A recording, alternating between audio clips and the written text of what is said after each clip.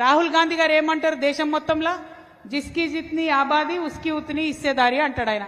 అంటే మనమెంతో మనకంత వాటా ఉండాలని రాహుల్ గాంధీ గారు చెప్తారు.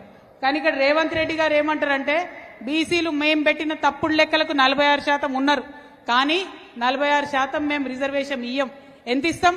మేము ఏదైతే 42 అన్నామో అదే ఇస్తామని చెప్పింది. సరే ఏదో ఒకటే బాబు 42% ఇయ్యమని అందరం కూడా ఒప్పుకున్నాం. పెద్దలు ఆర్ కృష్ణయ్య గారి సంఘానికి సంబంధించి కూడా అన్న ఇక్కడ జిల్లా అధ్యక్షులు ఉన్నారు, వారికి కూడా స్వాగతం పలుకుతున్నాం. ఆర్ కృష్ణయ్య లాంటి గారి పెద్దవాళ్లను అనేక మంది జడ్జిలను సంప్రదించిన తర్వాత 42% ఇయ్యమని ఒప్పుకున్నాం. మరి ఒప్పుకుంటే బిల్లు పెట్టడం జరిగింది. అసెంబ్లీలో కౌన్సిల్లో బిల్లు పాస్ అయింది.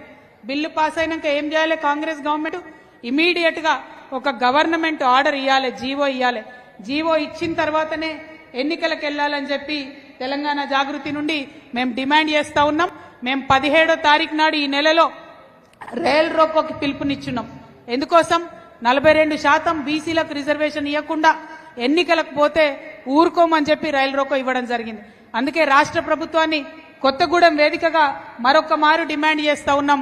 ఇవాళ మీ కేబినెట్ మీటింగ్ ఉన్నది, ఈ మీటింగ్ లో మీరు నిర్ణయం తీసుకోండి.